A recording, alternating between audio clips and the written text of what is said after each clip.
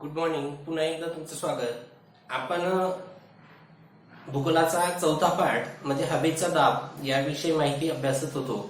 हवेच्या दाबमध्ये आपण तापमान पट्टे आणि हवादाब पट्टे याच्यामधला फरक पाहिला. त्या अगोदर आपण हवा मध्ये वजन कशी असते, हवेला वजन असल्यामुळे जमिनीवर दाब कसा पडतो, नंतर प्रदेशाची उंची व दाबेवर परिणाम म्हणजे नेमकं काय की प्रदेशाची जशी उंची वाढत जाते तसतसा हवेचा दाब हा कमी कमी होत जातो. याचं उदाहरण आपण पाहिलं होतं की जमिनीलगत बाष्पाचं प्रमाण म्हणजेच हवेमधील पाण्याचं वाफेचं प्रमाण, नंतर जळवायू असतील, विविध प्रकारचे वायू असतील, हे जमिनीलगत धुलीकण जमिनीलगत जास्त आढळतात आणि जसं वर जावं तसं कमी आढळतात. म्हणजेच हवेचा जो दाब आहे हा जमिनीलगत जास्त आहे आणि जर तुम्ही वर गेलात तर वरच्या भागावर हवेचा दाब हा कमी आहे, हे आपण पाहिलं. नंतर त्याच्यानंतर तापमान व हवेचा दाब याचं एक उदाहरण पाहिलं होतं की एक आकाशकंदील घ्या, प्रयोग करून पाहिला. त्या आकाशकंदीलमध्ये एक मेणबत्ती पेटवल्यानंतर हवा प्रसरण पावली आणि ती मग प्रसरण पावल्यानंतर हलकी झाली आणि ती हवा वर गेल्यामुळे तो आकाशकंदील पण वर गेला. आणि कदाचित असं झालं असतं जर ते आकाशकंदील मधला ती मेणबत्ती भिजली असती तर मग तो आकाशकंदील मध्ये हवा जड होऊन गेली असती, मग तो खाली येऊन गेला असता. म्हणजे तापमानाचा आणि हवेचा दाबाचा काय परिणाम होतो ते पण पाहिलं. नंतर आपण दोन आकृत्यांचं स्पष्टीकरण पाहिलं की तापमान पट्टी दर्शवणारी आकृती, तापमानाचे पट्टे दर्शवणारी एक आकृती होती आणि हवादाब पट्टी दर्शवणारी एक आकृती होती. त्याचा अभ्यास आपल्याला आता या पाठामध्ये पाहायचा आहे, हवादाब पट्ट्यांचा अभ्यास. तापमान पट्ट्यांचा अक्षृतीय विस्तार हा जास्त होता, जसं की 23 डिग्री ते 66 डिग्री समशीतोष्ण कटिबंधीय प्रदेश होता, म्हणजे 23 डिग्रीचा फरक होता, किंवा उष्ण कटिबंधीय प्रदेशाचा 66 डिग्रीचा फरक होता. पण जर आपण तापमान पट्ट्याचा विचार केला तर हवादाब पट्टे हे फक्त 10 डिग्रीचा फरकामध्ये आपल्याला दिसून येतात. आता आपल्याला पाहायचं आहे की भूपृष्ठावरील हवादाब पट्टे आणि भूपृष्ठामधील हवादाब जे पट्टे आहेत याच्यामध्ये कसा फरक आपल्याला दिसून येतो. मग हवादाब पट्टे याचा अभ्यास करण्यापूर्वी एक गोष्ट आठवा. तुम्हाला ऋतुनिर्मितीच्या वेळेस सांगितलं होतं की पृथ्वीला जी तापमान मिळते, जी उष्णता मिळते, ती उष्णता सर्वत्र ठिकाणी सारखी असते का? तर नाही. तर पृथ्वीला जी उष्णता मिळते ती विषुववृत्तापासून उत्तर ध्रुवाकडे आणि विषुववृत्तापासून दक्षिण ध्रुवाकडे असमान असते. विषुववृत्तापासून उत्तर ध्रुवाकडे आणि विषुववृत्तापासून दक्षिण ध्रुवाकडे असमान असते. म्हणजे जेव्हा सूर्याचं उत्तरायण असतं किंवा दक्षिणायन असतं, उत्तरायणाच्या वेळेस उत्तरेकडे जास्त तापमान असतं, दक्षिणायनाच्या वेळेस दक्षिणेकडे जास्त तापमान असतं. ज्यावेळेस उत्तरेकडे जास्त तापमान असतं त्यावेळेस दक्षिणेकडे कमी तापमान असतं, किंवा ज्यावेळेस दक्षिण ध्रुवाकडे जास्त तापमान असतं तेव्हा उत्तर ध्रुवाकडे कमी तापमान असतं. म्हणजे पृथ्वीवर जी सूर्यापासून उष्णता मिळते ती उष्णता ही असमान असते, उत्तरेकडे असमान आहे आणि दक्षिणेकडे सुद्धा असमान आहे. आणि त्यामुळेच मग तापमान पट्टे निर्माण झालेले आहेत, जसं समशीतोष्ण, नंतर उष्णकटिबंधीय तापमानपट्टा, समशीतोष्ण कटिबंधीय तापमानपट्टा, शीत कटिबंधीय तापमानपट्टा. कारण पृथ्वी गोल आहे आणि पृथ्वी गोल असल्यामुळे उष्णता ही सुद्धा असमान मिळते, म्हणून पृथ्वीवर तापमान पट्ट्याची निर्मिती झालेली आहे. आणि तापमान पट्ट्याचा सहसंबंध तापमान पट्ट्याच्या पार्श्वभूमीवर आपल्याला हवादाब पट्ट्यांचा अभ्यास करायचा आहे. कारण तापमान पट्टे निर्माण झाले त्यामुळेच हवादाब पट्टे निर्माण झाले. मग आपण तापमान पट्ट्याचा अभ्यास इयत्ता 7वी मध्ये एकदम व्यवस्थित पाहिलेला होता. तापमान पट्ट्याचा अभ्यास आपण सुव्यवस्थित पाहिला होता. आता आपल्याला पाहायचं आहे हवादाब पट्टे. कारण तापमान पट्टे निर्माण झाले म्हणून हवादाब पट्टे निर्माण झाले. मग हवादाब पट्टे कसे निर्माण झाले, हवादाब पट्टे किती आहे इथे दाखवलेला आहे. हिरवा रंगाने जो दाखवलेला आहे तो कमी तापमानाचा पट्टा आहे आणि जो काळ्या रंगाने दाखवलेला आहे, इथे पण काळ्या रंगाने दाखवलेला आहे, हा जास्त हवादाब पट्टा आपल्याला दिसून येतो. काळ्या रंगाने दाखवलेला वरती पण आणि दक्षिण ध्रुवाला पण. हे जे आपण दाखवलेले आहेत काळ्या रंगाने ते आहेत जास्त हवादाब पट्टे आणि हे जे हिरव्या रंगाने दाखवलेले आहेत ते कमी हवादाब पट्टे. आपण एक एक बघू. पहिलं बघायचं आहे आपल्याला हा पट्टा आणि या पट्ट्याचं नाव आहे विषुववृत्तीय कमी दाब पट्टा, कमी दाबाचा पट्टा. विषुववृत्तीय कमी दाबाचा पट्टा. मग विषुववृत्तीय कमी दाबाचा पट्टा कुठपासून तर कुठपर्यंत? तर विषुववृत्तीय कमी दाबाचा पट्टा 5 डिग्री उत्तरेला ते 5 डिग्री दक्षिणेला. विषुववृत्तापासून 5 डिग्री उत्तरेला तर विषुववृत्तापासून 5 डिग्री दक्षिणेला, इथे दाखवलेले आहे 5 डिग्री ते 5 डिग्री, विषुववृत्ताला 5 डिग्री उत्तरेला आणि विषुववृत्तापासून दक्षिणेला 5 डिग्री पर्यंत हा जो पट्टा आहे हा पट्टा आहे कमी दाबाचा पट्टा. मग हा कमी दाबाचा पट्टा का निर्माण झाला, कसा निर्माण झाला ते आपल्याला पाहायचं आहे. जर तुम्ही विचार केला तर पृथ्वीवर वर्षभर जो सूर्यप्रकाश पडतो, वर्षभर पृथ्वीवर जो सूर्यप्रकाश पडतो तो कर्कवृत्त ते मकरवृत्त यांच्या दरम्यान लंबरूप स्वरूपाची सूर्यकिरण पडतात. हे जे सूर्यकिरण आहे हे लंबरूप कुठपासून तर कुठपर्यंत पडतात, कर्कवृत्तापासून तर दक्षिणेला मकरवृत्तापर्यंत हे लंबरूप त्या ठिकाणी पडत असतात. कर्कवृत्त ते दक्षिणेला मकरवृत्त या दरम्यान ते कायम लंबरूप पडत असतात, वर्षभर पडत असतात. म्हणजे या ठिकाणी तापमान जास्त असते कारण की त्या ठिकाणी सूर्यकिरण वर्षभर लंबरूप पडत असतात, वर्षभर पडतात लंबरूप. त्यामुळे या ठिकाणाचा भाग हा जास्त तापमानाचा असतो, खूप तापमान असतं. आणि आपण पाहिलं की जर जास्त तापमान असेल तर जास्त तापमान असल्यामुळे त्या ठिकाणाची हवा प्रसरण पावते, प्रसरण पावलेली हवा हलकी असते आणि हलकी असलेली हवा वजन हलकं असल्यामुळे ती वरवर जाते. मग आता वर्षभर परिस्थिती अशी आहे की या ठिकाणी सूर्यकिरण लंबरूपच पडतायत. कर्कवृत्त म्हणजे उत्तरेला आहे कर्कवृत्त आणि दक्षिणेला आहे मकरवृत्त. किती डिग्रीचं आहे ते 23 डिग्रीचं. तर या दरम्यान कायम लंबरूप किरणे पडल्यामुळे, सरळ किरणे पडल्यामुळे त्या ठिकाणाची जी हवा आहे ती हवा प्रसरण पावते. नंतर प्रसरण पावलेल्या हवेचं वजन कमी होतं, ती हवा तिथे विरळ होते आणि कमी हवा, वजन कमी असलेली हवा त्या ठिकाणी आकाशावर वर निघून जाते. मग ही वर्षभर परिस्थिती असल्यामुळे मकरवृत्त आणि कर्कवृत्त यांच्या दरम्यानचा जो मधला भाग आहे तो मधल्या भागामध्ये हवा ही खूप जोराने प्रसरण पावते. प्रसरण पावल्यानंतर तिचं वजन कमी होतं आणि ती आकाशावर निघून जाते. मग मध्यवर्ती भाग म्हणजे कोणता, तर विषुववृत्तापासून 5 डिग्री उत्तरेला आणि विषुववृत्तापासून 5 डिग्री दक्षिणेला. कारण या ठिकाणी वर्षभर तापमान लंबरूप पडतायत, किरण लंबरूप पडतायत आणि या ठिकाणाचा मध्यवर्ती भाग हा खूप जास्त तापमान असल्यामुळे इथे खूप जास्त तापमान आहे. विषुववृत्तावर खूपच जास्त तापमान आहे आणि इथलं तापमान जास्त असल्यामुळे तिथली हवा ही प्रसरण पावली, वजनाने कमी झाली आणि वजनाने कमी झाल्यामुळे ती हवा वर निघून गेली. म्हणून या ठिकाणी जो दाबपट्टा निर्माण झाला तो दाबपट्टा म्हणजेच विषुववृत्तीय कमी दाबाचा पट्टा.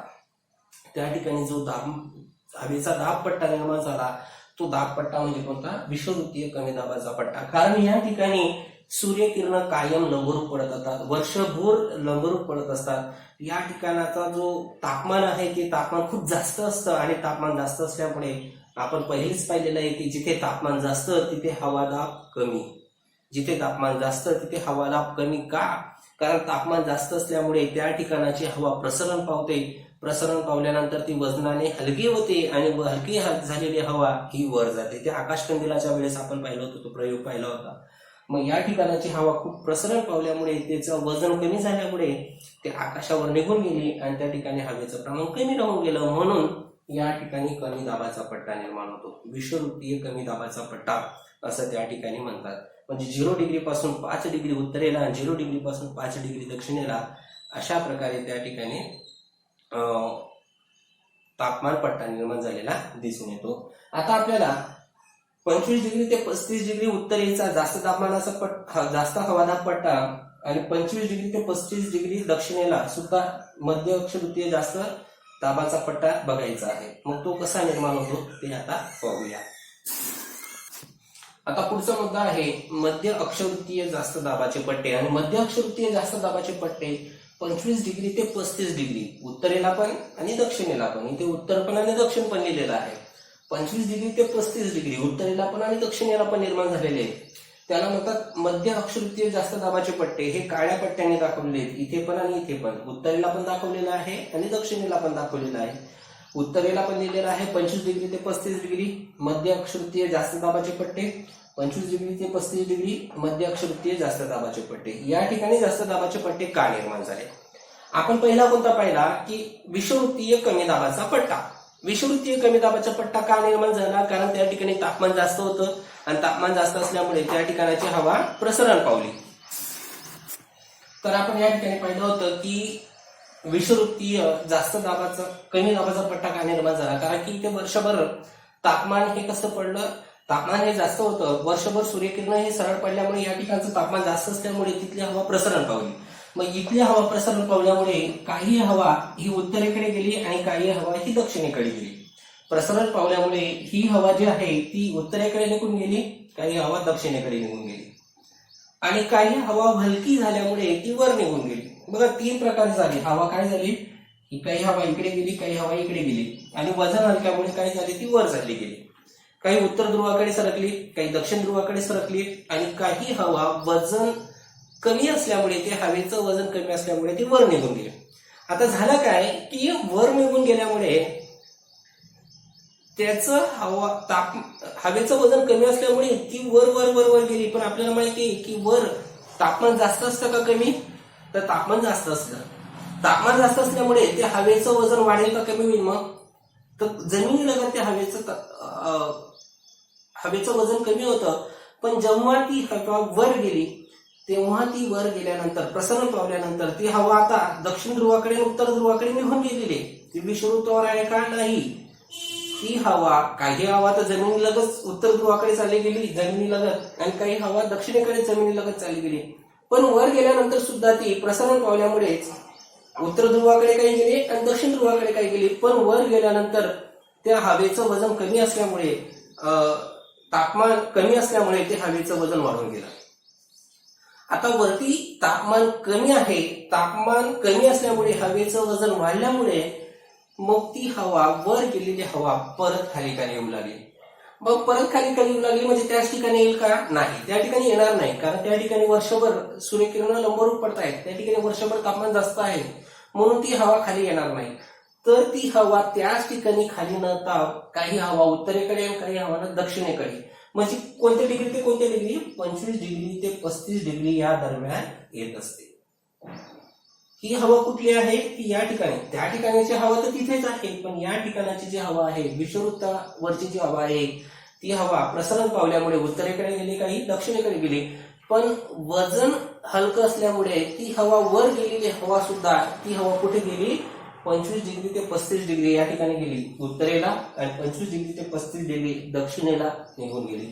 आता ती हवा वजनाने जड आहे म्हणून त्या ठिकाणी हवा जास्त होऊन गेली. म्हणजे पहिलेही त्या ठिकाणी हवा होती, इथे पण होती, पण विषुववृत्ताची हवा त्या ठिकाणी जमली, या ठिकाणची विषुववृत्ताची हवा या ठिकाणी जमली म्हणून या ठिकाणी हवेचं प्रमाण जास्त आहे आणि हवेचं प्रमाण जास्त असल्यामुळे त्या ठिकाणी हवा दाब सुद्धा जास्त असेल.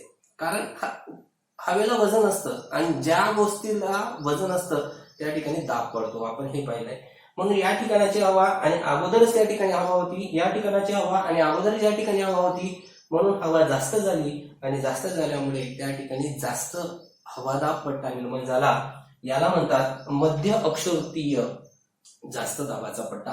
आणि मध्य अक्षवृत्तीय जास्त दाबाचा पट्टा कुठे निर्माण झाला, 25 डिग्री ते 35 डिग्री या दरम्यान निर्माण झाला. कुठे निर्माण झाला, 25 डिग्री ते 35 डिग्री या ठिकाणी निर्माण झाला.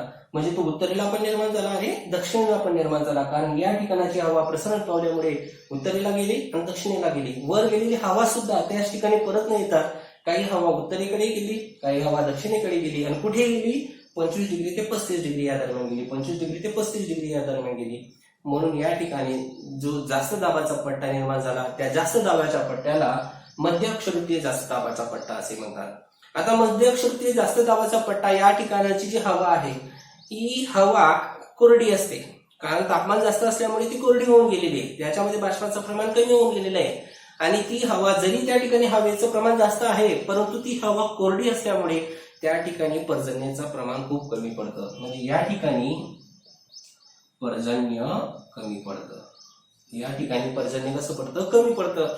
कारण या ठिकाणाची जी हवा आहे ती तापमान जास्त असल्यामुळे या ठिकाणाची हवा कोरडी असते आणि कोरडी असल्यामुळे त्या ठिकाणी पावसाचं प्रमाण खूप कमी पडतं. 25 डिग्री ते 35 डिग्री उत्तरेला सुद्धा पावसाचं प्रमाण कमी आहे आणि 25 डिग्री ते 35 डिग्री दक्षिणेला सुद्धा पावसाचं प्रमाण कमी आहे. म्हणून या ठिकाणी वाळवंट निर्माण होतात. आता तुम्ही जगातल्या वाळवंटाचा विचार करा. उदाहरणार्थ भारताचं वाळवंट बघा, भारतामध्ये सुद्धा मरुस्थळी नावाचं वाळवंट आहे राजस्थानमध्ये. मरुस्थळी हे जे वाळवंट आहे, तुम्हाला पुढच्या इयत्तांमध्ये शिकायला भेटेल की जे वाळवंट निर्माण झालेलं आहे हे वाळवंट का, कारण त्या ठिकाणी पर्जन्याचं प्रमाण कमी आहे. आणि पर्जन्याचं प्रमाण कमी का निर्माण झालं तर हवा दाब पट्ट्याचा परिणाम.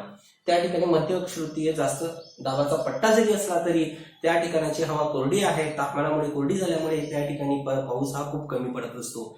म्हणून या ठिकाणी सुद्धा कमी पाऊस पडल्यामुळे, राजस्थानामध्ये सुद्धा कमी पाऊस पडल्यामुळे त्या ठिकाणी वाळवंट निर्माण झालं. नंतर मग तुम्ही अरबस्तान मधलं वाळवंट पाहू शकतात. जे अरबस्तान जे ठिकाणी पेट्रोलाचं निर्मिती खूप, पेट्रोलियम पदार्थ खूप आढळतात, पण त्या ठिकाणी पाऊस प्रमाण खूप कमी आहे, म्हणून त्या ठिकाणी वाळवंट निर्माण झालेले आहे. दक्षिणेकडे एक वाळवंट आहे, ते जगातलं सगळ्यात मोठं वाळवंट आहे, सहारा वाळवंट. आपण आफ्रिका खंडामध्ये एक मोठं वाळवंट आपल्याला पाहायला मिळतं. आणि ह्या वाळवंटाचा विस्तार सुद्धा आपल्याला 25 डिग्री ते 35 डिग्री या ठिकाणी निर्माण झालेला आहे, कारण त्या ठिकाणी पर्जन्याचं प्रमाण कमी निर्माण. जरी त्या ठिकाणी मध्य अक्षवृत्तीय जास्त दाबाचा पट्टा निर्माण झाला तरी त्या ठिकाणी पर्जन्याचं प्रमाण कमी असल्यामुळे मग वाळवंटाची निर्मिती झालेली दिसून येते. आता आपल्याला पुढचा हवा दाब पट्टा बघायचा आहे. या ठिकाणी मी हिरव्या रंगाने दाखवलेला आहे, दक्षिणेला पण आणि उत्तरेला पण, म्हणजे याचा अर्थ हा कमी दाबाचा पट्टा असेल. मग या कमी दाबाचा पट्ट्याला कोणता पट्टा म्हणतात, तर याला म्हणतात उपध्रुवीय कमी दाबाचा पट्टा. पुढचा बघायचा आहे आपल्याला उपध्रुवीय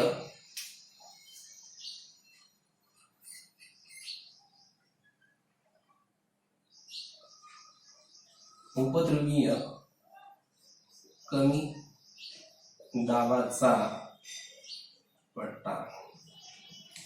पुढचा आहे आता उपध्रुवीय कमी दाबाचा पट्टा. आता उपध्रुवीय कमी दाबाचा पट्टा हा किती डिग्री ते किती डिग्री ते लिहिलेले 55 डिग्री ते 65 डिग्री, 55 डिग्री ते 65 डिग्री, उत्तरेला पण आणि दक्षिणेला पण.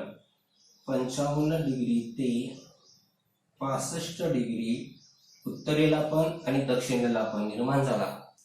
या दाब पट्ट्याला कमी दाब पट्टा असे म्हणतात आणि तो उपध्रुवीय, ध्रुवीयाचं जवळ आहे म्हणून उपध्रुवीय कमी दाबाचा पट्टा असं त्याचं नाव आहे, कारण त्या ठिकाणी कमी दाब निर्माण झालेला आहे. मग या ठिकाणी उपध्रुवीय कमी दाबाचा पट्टा का निर्माण झाला, त्या ठिकाणी उपध्रुवीय कमी दाब पट्टा निर्माण होण्याची कारण काय ते आपल्याला पाहायचं आहे.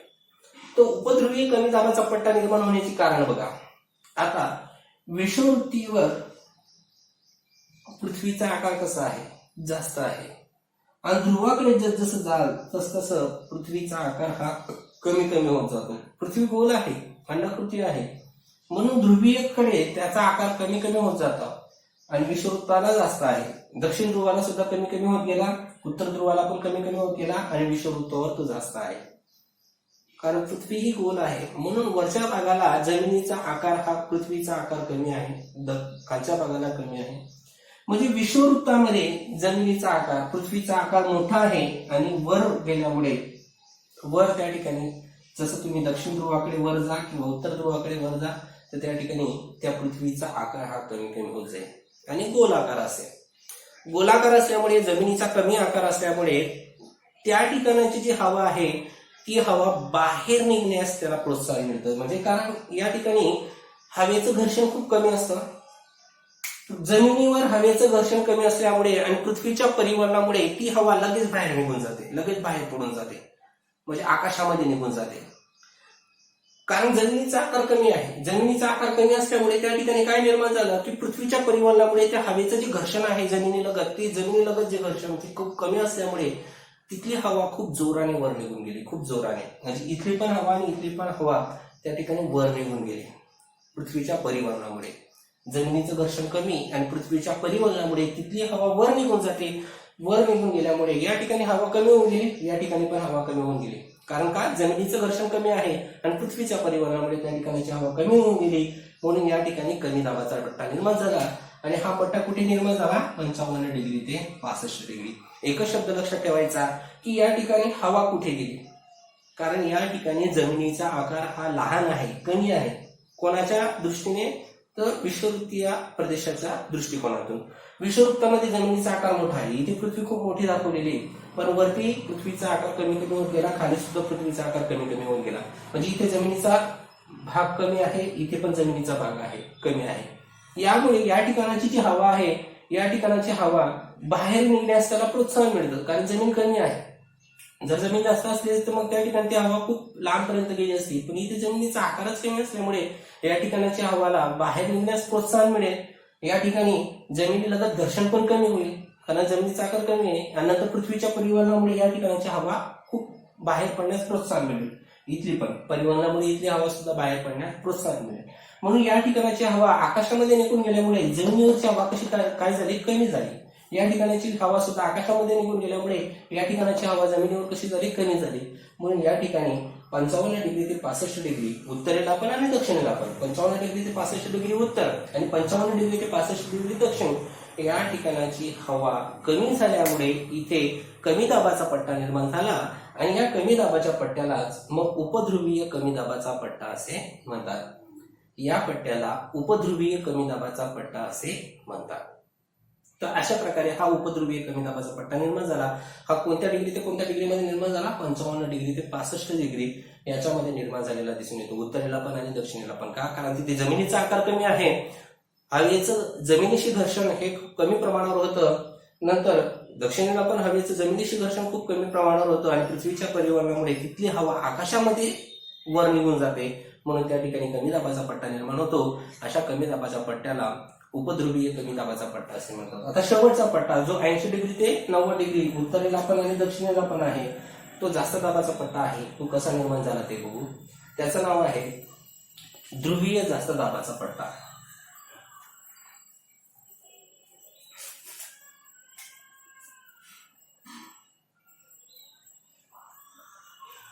ध्रुवीय जास्त दाबाचा पट्टा हा किती डिग्री ते किती डिग्री, 80 डिग्री ते 90 डिग्री उत्तर पण व दक्षिण पण. 80 डिग्री ते 90 डिग्री उत्तरेला पण आहे आणि 80 डिग्री ते 90 डिग्री दक्षिणेला पण आहे. 80 डिग्री ते 90 डिग्री उत्तरेला आणि दक्षिणेला तो जो पट्टा निर्माण झालेला आहे त्या पट्ट्याला जास्त दाबाचा पट्टा असे म्हणतात. त्याला ध्रुवीय जास्त दाबाचा पट्टा असे म्हणतात. मग आपल्याला तुम्ही जेव्हा पृथ्वीचं परिभ्रमण अभ्यासलं त्यावेळेस आपण पाहिलं होतं की सूर्याची किरण जास्तीत जास्त किती लांब जातात, कर्कवृत्तापर्यंत जातात आणि मकरवृत्तापर्यंत जातात. ते उत्तरेपर्यंत जाऊ शकतात का ध्रुवापर्यंत, इथे जाऊ शकत नाही. इथे पण जात नाही आणि इथे पण जात नाही. जर सूर्याचं उत्तरायण असेल तर मग तिथे ते जेमतेम पोहोचतात आणि दक्षिणायन असेल तर इथे जेमतेम पोहोचतात. म्हणजे शक्यतोवर या ठिकाणी सूर्यकिरण पोहोचू शकत नाही. आता सूर्यकिरण पोहोचण्या न मुळे आता सूर्यकिरण तिथे गेल्याच नाही, त्यामुळे त्या ठिकाणी खूप थंड हवामान निर्माण होईल आणि खूप थंड हवामान निर्माण झाल्यामुळे खूप कमी तापमान असल्यामुळे त्या ठिकाणी थंड हवामान निर्माण झाल्यामुळे तिथली हवा जड असते आणि तिथली हवा जड असल्यामुळे ती जमिनीला लगतच असते. कारण ती सूर्याची किरण आलीच नाही आणि सूर्याची किरण आल्या न मुळे या ठिकाणाची हवा वर जाण्यासाठी तिला प्रोत्साहन मिळालंच नाही. म्हणजे दक्षिण ध्रुवाला पण नाही आणि उत्तर ध्रुवाला पण नाही. त्या ठिकाणाची हवा तिथेच का राहिली, कारण त्या ठिकाणी सूर्यकिरण पोहोचलीच नाही. सूर्यकिरण न पोचल्यामुळे त्या ठिकाणाची हवा प्रसरण पावलीच नाही, ती हलकी झालीच नाही आणि वर गेलीच नाही. आणि वर न गेल्यामुळे मग त्या ठिकाणची हवा तिथेच असल्यामुळे त्या ठिकाणी जास्त दाबाचे पट्टे निर्माण झाले आणि हे जास्त दाबाचे पट्टे 80 डिग्री ते 90 डिग्री उत्तरेला पण 80 डिग्री ते 90 डिग्री दक्षिणेला पण असतात. अशा ठिकाणी जो पट्टा निर्माण होतो तो जास्त दाबाचा पट्टा असतो, म्हणून अशा पट्ट्याला ध्रुवीय जास्त दाबाचा पट्टा असे म्हणतात. अशा पट्ट्याला ध्रुवीय जास्त दाबाचा पट्टा असं म्हणत असतात. आता ध्रुवीय जास्त दाबा पट्टा निर्माण झाल्यानंतर आपल्याला एक नवीन मुद्दा अभ्यासायचा आहे की ती गोष्ट तशी का निर्माण होते, ती गोष्ट तशी का निर्माण होते.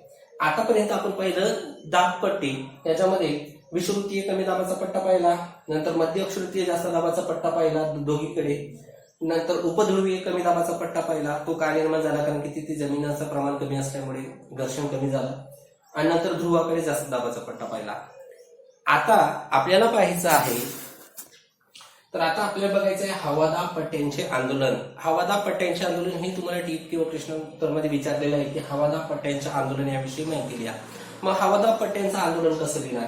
आपल्याला माहिती आहे की पृथ्वी ही स्वतःभोवती फिरता फिरता पुन्हा भोवती फिरते, सूर्याभोवती फिरते आणि फिरता फिरता मग ती कधी कधी पृथ्वीच्या म्हणजे वरच्या दिशेकडे सरकताना आपल्याला सूर्य दिसतो, किंवा पृथ्वीच्या खालच्या भागाकडे सरकताना, उत्तरेकडे सरकताना किंवा दक्षिणेकडे सरकताना आपल्याला सूर्य हा भासत असतो. त्याला भासमान भ्रमण म्हणतो. मग उत्तरायण आणि दक्षिणायन असं त्या ठिकाणी निर्माण होतं. मग सूर्य हा उत्तरेकडे जेव्हा जातो तेव्हा उत्तरायण निर्माण होतं, आणि जेव्हा सूर्य हा दक्षिणेकडे जातो तेव्हा दक्षिणायन निर्माण होतं. हे वर्षातून दर वर्षाला होणारी क्रिया आहे, उत्तरायण आणि दक्षिणायन. मग जेव्हा हा सूर्य उत्तरेकडे जातो तेव्हा हा जो कमी दाबाचा पट्टा आहे हा उत्तरेला 5 डिग्री ते दक्षिणेला 5 डिग्री आहे. पण जेव्हा सूर्य उत्तरायणाकडे असतो तर उत्तरायणकडे असताना हा उत्तरेकडे सरकून जातो. हा पट्टा म्हणजे 5 डिग्रीचा आहे ना, तो उत्तरेकडे 2 डिग्री अजून सरकून जाईल, म्हणजे 7 डिग्री पर्यंत चालला जाईल. आणि जेव्हा मग खालचा पट्टा हा कमी होऊन जाईल, जेव्हा हा उत्तरेकडे 60 डिग्रीचा असेल तेव्हा दक्षिणेकडे फक्त 3 डिग्री पर्यंत असेल. किंवा जेव्हा सूर्य हा दक्षिणेकडे असेल तेव्हा हा खालचा पट्टा वाढून जाईल, हा खालचा पट्टा 7 डिग्री पर्यंत चालला येईल, आणि हा वरचा पट्टा मग आपोआप कमी होऊन जाईल. जो 5 डिग्री पर्यंत होता हा 3 डिग्री पर्यंत येऊन जाईल. मध्ये सूर्याच्या उत्तरायण आणि दक्षिणायन क्रियेमुळे सूर्यप्रकाश याच्यामध्ये फरक पडतो. उत्तरायणकडे असल्यामुळे मग उत्तरेकडे सूर्यप्रकाश जास्त पडतात, दक्षिणेकडे कमी पडतात. जेव्हा सूर्य हा दक्षिणेकडे असतो तेव्हा दक्षिणेकडे सूर्यप्रकाश जास्त पडतो, उत्तरेकडे कमी पडतो, सूर्यकिरण कमी पडतात. मग त्यावेळेस काय होतं की उत्तरायण आणि दक्षिणायन यावेळेस हा जो कमी दाबाचा पट्टा आहे, विषुववृत्तीय कमी दाबाचा पट्टा, या विषुववृत्तीय कमी दाबा पट्ट्याचं आंदोलन सुरू होतं. आंदोलन सुरू होतं म्हणजे त्याचं कमी जास्त प्रमाण निर्माण होत जातं. जेव्हा उत्तरायण असतं तेव्हा उत्तरायणाला उत्तरेकडे तो 5 डिग्री नसता 7 डिग्री पर्यंत जातो, आणि दक्षिणेला 5 डिग्री नसता 3 डिग्री पर्यंत येऊन जातो. जेव्हा सूर्याचं दक्षिणायन असतं तेव्हा तो दक्षिणायनाला दक्षिणेकडे 5 डिग्री न राहता 7 डिग्री पर्यंत खाली सरकून जातो, आणि उत्तरेकडे 5 डिग्री न राहता खाली 3 डिग्री सरकून जातो.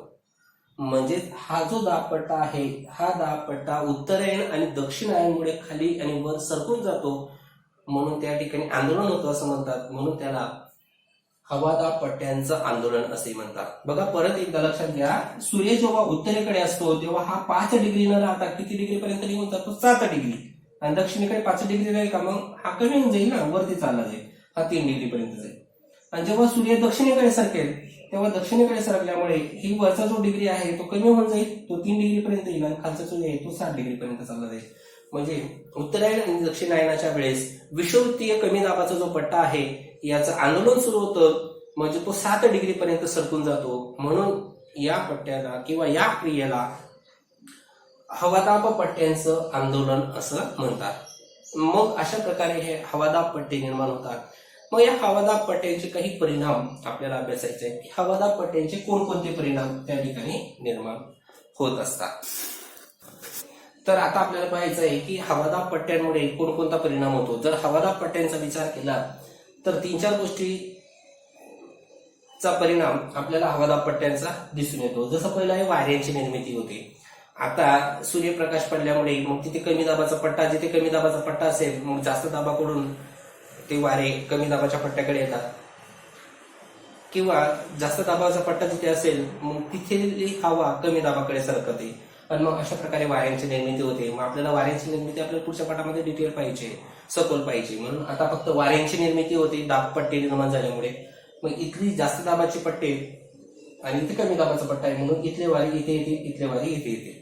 मग ते कसे असतात, काय असतात ते आपण पाहणार आहोत. वादळांची निर्मिती, मग आवर्त प्रत्यावर्त्यांची निर्मिती, मोठमोठे वादळ पण निर्माण होतात हवादाब पट्ट्यांमुळे.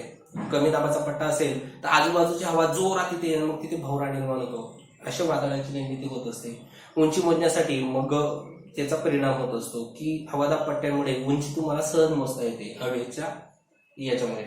आरोह पर्जन्याची निर्मिती, उदाहरणार्थ विषुववृत्तावर इथली हवा वर गेली, मग हवेबरोबर मग ते बाष्प पण गेलं, म्हणजे तिथे ढग निर्माण झाले, मग तिथे पाणी पडलं, म्हणजे तिथली हवा वर गेल्यामुळे तिथे बाष्प जास्त होऊन गेलं, आणि बाष्प झाल्यामुळे ढगांची निर्मिती निर्माण झाली, मग पाऊस पडला. तर पर्जन्यावर त्याचा परिणाम होतो. आरोह पर्जन्य निर्माण होतो, हे विषुववृत्तावर जास्त पडताना दिसून येतं. शोषण क्रिया, जर तुम्ही विषुववृत्तावर वर गेला तर तिथली हवा वर गेल्यामुळे तिथे शोषण क्रियाला जास्त त्रास होणार नाही, पण मग जास्त दाबाच्या पट्ट्यामधली हवा वर नसल्यामुळे त्या ठिकाणी शोषण क्रियाला जास्त म्हणजे अडथळा निर्माण होईल, म्हणजे शोषण क्रियावर सुद्धा त्याचा परिणाम होत असतो. तर अशा प्रकारे याचा परिणाम, हवादाबेचा परिणाम आपल्याला दिसून येतो. आता आपल्याला बघायचं आहे समदाब रेषा.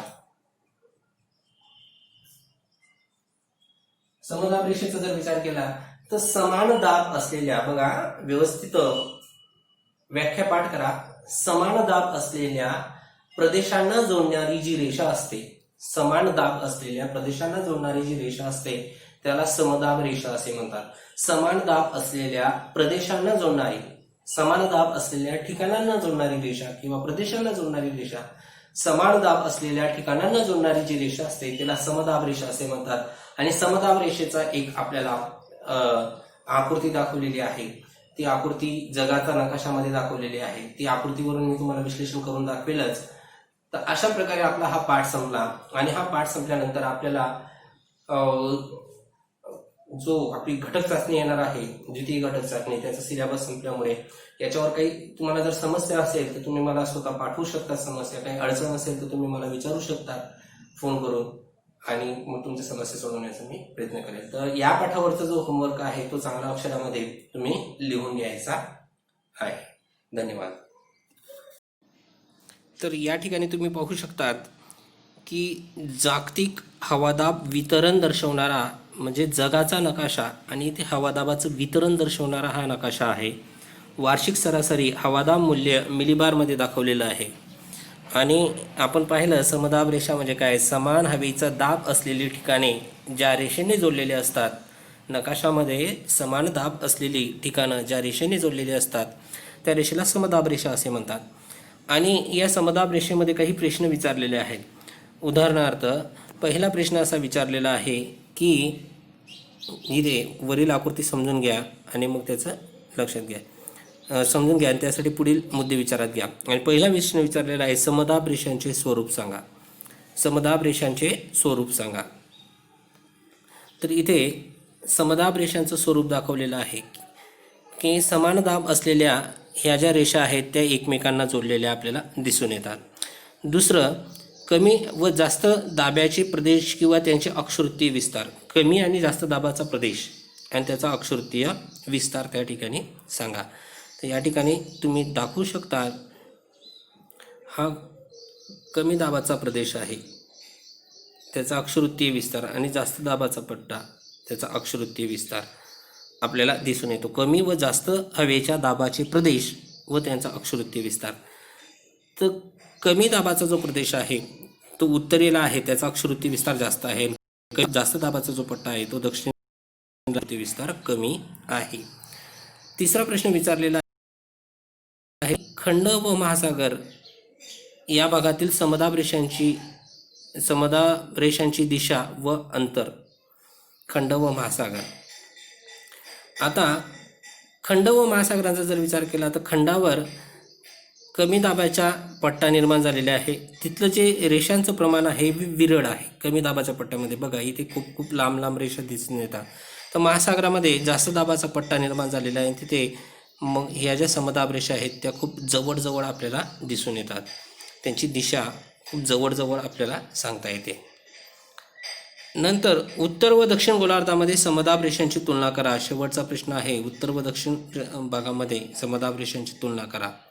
तर उत्तर व दक्षिण भागाचा जर विचार केला तर उत्तरेकडे जमिनीचं प्रमाण जास्त असल्यामुळे तिथे समदाब रेषा खूप लांब लांब आहेत. दक्षिणेकडे पाण्याचं प्रमाण जास्त असल्यामुळे तिथे समदाब रेषा खूप जवळजवळ आहेत. तर अशा प्रकारे आपला हा पाठ संपला.